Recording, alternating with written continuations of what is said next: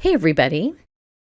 In today's video, I am going to do a triple blended cloud background. So this fun background I ended up making 2 cards out of, and it's very simple. It's a lot of things that you've probably done before, but I'm just combining 3 different types of ink blending. So to begin with, I am using Distress Oxide inks and life-changing blender brushes to create a rainbow background. Now, when you're doing this ink blending, there is no reason at all to make it perfectly smooth. You don't have to spend a lot of time and make it perfect because I'm going to be doing 2 more layers on top of this. So at this point, all I'm doing is just putting down color in a rainbow. So pick the colors that you like. I'm sort of going in rainbow order, and I am going to kind of wrap the color around from top to bottom. I'm intending to get 2 pieces out of this panel. That's why it's a little larger than a slimline card, because I'll be making 2 cards out of it. But I'm just using some of my favorite Distress Oxide colors. So this is Spiced Marmalade. You'll be able to see all the lids. I have Broken China, Shaded Spruce, Wilted Violet, and Picked Raspberry as my rainbow colors. But just pick whatever you like. You could also do the full range of Distress Blues, which I think would be really pretty for this type of sky image that I'm creating. But again, at this stage, don't focus on perfect seamless blending because you just don't need it based on the other 2 steps that I'm going to take. Now, I had a little decision to make about the purple, and I ended up going with Wilted Violet just because it's such a beautiful, bright, vibrant purple, and I wanted brighter colors on there. If you want more subtle colors, just go for the pastels. Now, I have a whole brush thing working on my desk here. I'm trying to keep each brush with the ink that I used it with, and this will be important if you try to recreate this because you will be using that brush twice. So here I'm using this beautiful cloud stencil. I'm going to be using several cloud stencils.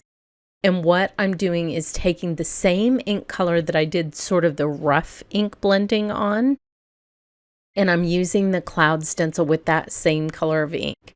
So above the violet, I'm putting the stencil, actually this is a mask, putting the mask down and blending the violet against the mask. And here's where I start to create some structure in this image. And that's why that first layer doesn't matter as much.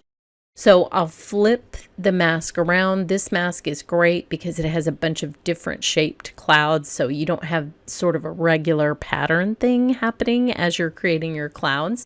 It can look a little bit more organic. And I'm just cleaning the stencil off with a dry cloth in between the layers that I'm using.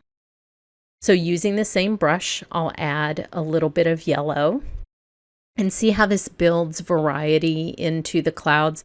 So because I didn't do perfect ink blending, I have some spots that are lighter and some that are darker underneath this more defined cloud layer that I'm adding. I just really love the way that that looks. So I'll progress down to the blue, and then I will add violet shading at the bottom as well. With a clean stencil, I will vary. You can see how the pattern on the top part of the stencil, there's like a low rise version and then there's a higher rise version. This is great for getting a good variety.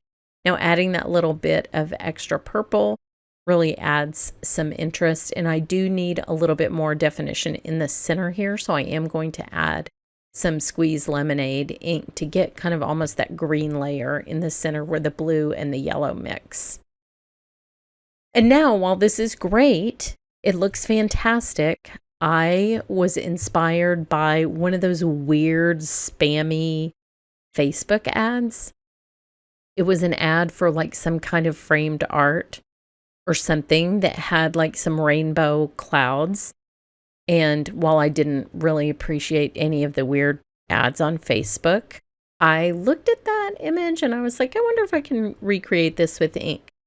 So on top of the colored ink blending, I am going to add this white ink with the other cloud stencil. And I have all the stencils listed below. But I thought that sort of a frosted layer on top of all of these colors might give it even a little bit more dimension and layering and make it look a little bit more 3D. And it sure enough, it did. So when you get those spammy Facebook ads, just look at them for any artistic possibilities, because this really did inspire this technique, even though it was just some like mass-produced something or another.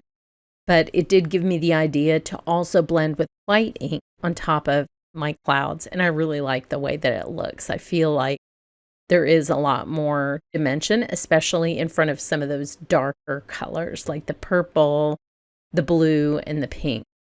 But it adds a lot of depth to this scene.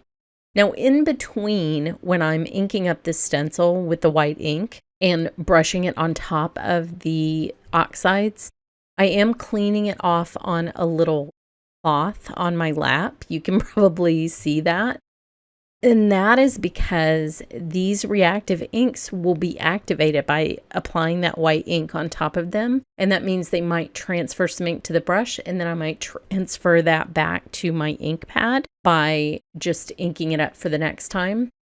So I do really recommend just brushing it off on your mat or brushing it off on a cloth, as I'm doing, to make sure that that's clean and you don't contaminate your white Distress Oxide pad. So here are the two finished cards. I love this repeating seagull stamp. It's beautiful. And then here's one with a fun little mailbox image for a Just Because card. There's lots more happening over at my blog today, so head over there, and thanks so much for watching.